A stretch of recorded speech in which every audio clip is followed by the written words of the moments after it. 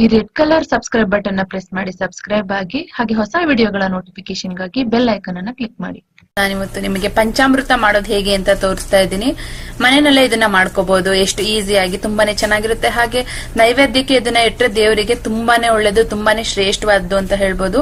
ಇವಾಗಂತೂ ಲಕ್ಷ್ಮೀ ಪೂಜೆ ಬಂದಿದೆ, ಇನ್ಮೇಲೆ ಹಬ್ಬಗಳಂತೂ ಸ್ಟಾರ್ಟ್ ಆಗ್ತಾನೆ ಇರುತ್ತೆ.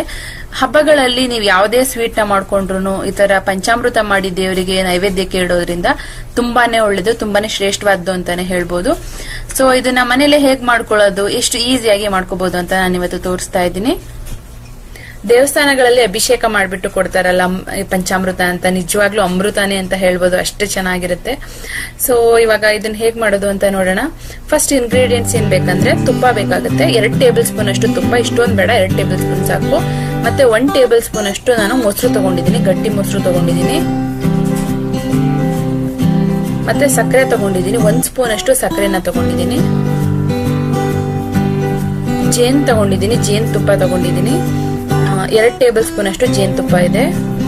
ಮತ್ತೆ ಹಾಲು 3/4 ಕಪ್ ಅಷ್ಟು ತಗೊಂಡಿದ್ದೀನಿ ನಾನು ಹಾಲ್ನ. ಪಂಚಾಮೃತ ಅಂದ್ರೆ ಇದೇನೆ 5 ಮೇನ್ 5 ಯಾವ್ದಂದ್ರೆ ಹಾಲು, ಮೊಸರು, ಸಕ್ಕರೆ, ಜೇನು ಮತ್ತೆ ತುಪ್ಪ, ಇಷ್ಟು 5 ಮೇನ್.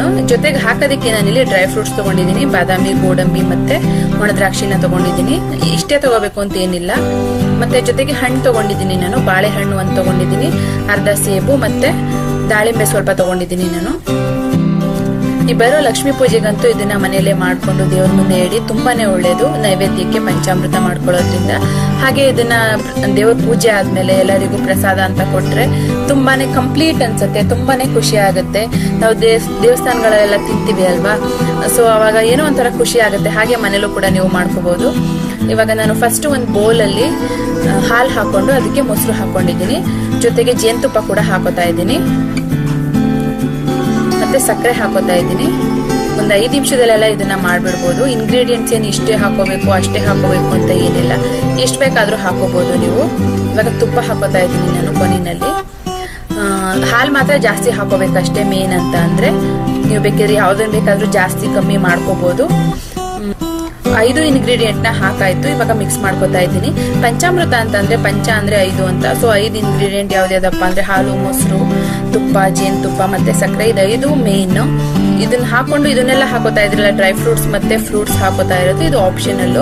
ನೀವು ಬೇಕಿದ್ರೆ ಯಾವ್ದಾದ್ರು ಇಲ್ಲ ಅಂತಂದ್ರೆ ಸ್ಕಿಪ್ ಮಾಡ್ಕೋಬಹುದು, ಇಲ್ಲ ಇನ್ನ ಯಾವ್ದಾದ್ರು ಫ್ರೂಟ್ ಇದೆ ಅಂತಂದ್ರೆ ಅದನ್ನು ಕೂಡ ಆಡ್ ಮಾಡ್ಕೋಬಹುದು ನೀವು. ಸೊ ಇಷ್ಟು ಹಾಕೊಂಡಷ್ಟು ಚೆನ್ನಾಗಿರುತ್ತೆ. ಯೂಶಲಿ ದೇವಸ್ಥಾನಗಳಲ್ಲೆಲ್ಲ ಇದನ್ನೇ ಹಾಕೊಳ್ಳೋದು. ಇದಿವಾಗ ರೆಡಿ ಆಯ್ತು. ಇದನ್ನ ಮಿಕ್ಸ್ ಮಾಡ್ಬಿಟ್ಟು ದೇವ್ರ ಮುಂದೆ ನೈವೇದ್ಯಕ್ಕೆ ಅಂತ ಇಡಿ.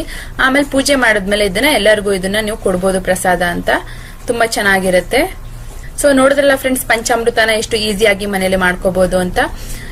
ಇವಾಗಂತೂ ಹಬ್ಬಗಳು ಸ್ಟಾರ್ಟ್ ಆಗ್ತಾ ಇದೆ, ನೈವೇದ್ಯಕ್ಕೆ ಅಂತ ಇದನ್ನ ಇಡಿ.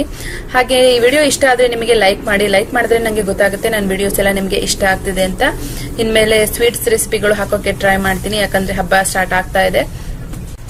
ನಮ್ಮ ಚಾನಲ್ಗೆ ಇನ್ನ ಯಾರು ಸಬ್ಸ್ಕ್ರೈಬ್ ಮಾಡ್ಕೊಂಡಿಲ್ಲ ಅವರೆಲ್ಲ ಇವಾಗಲೇ ಸಬ್ಸ್ಕ್ರೈಬ್ ಮಾಡ್ಕೊಳ್ಳಿ. ಹಾಗೆ ಪಕ್ಕದಲ್ಲೇ ಬರೋ ಬೆಲ್ ಬಟನ್ ಕೂಡ ಪ್ರೆಸ್ ಮಾಡಿ. ಹೀಗೆ ಮಾಡೋದ್ರಿಂದ ನಾವು ನೆಕ್ಸ್ಟ್ ವಿಡಿಯೋಸ್ ನ ಅಪ್ಲೋಡ್ ಮಾಡಿದಾಗ ನೀವು ಮಿಸ್ ಮಾಡ್ಕೊಳ್ಳದೆ ವಿಡಿಯೋಸ್ ನ ನೋಡಬಹುದು, ನಿಮ್ಗೆ ನೋಟಿಫಿಕೇಶನ್ ಬರುತ್ತೆ, ನೀವು ಅವಾಗಲೇ ವಿಡಿಯೋಸ್ ನ ನೋಡಬಹುದು.